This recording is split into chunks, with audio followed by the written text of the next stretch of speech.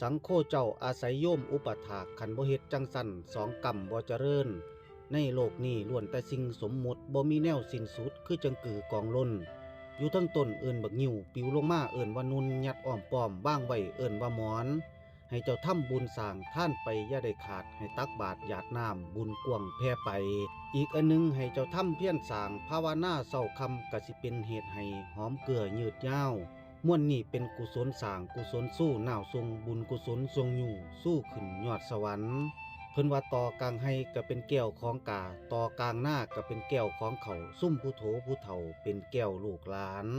สาธุเด้อวัตถุทานของข้าพเจ้าได้มาด้วยความบริสุทธิ์ดุจดังดอกบัวย่อขึ้นเนื้อหัวถวายแด่พระสงฆ์องค์เจ้าจิตจำนงหวังเข้าสู่นิพพาน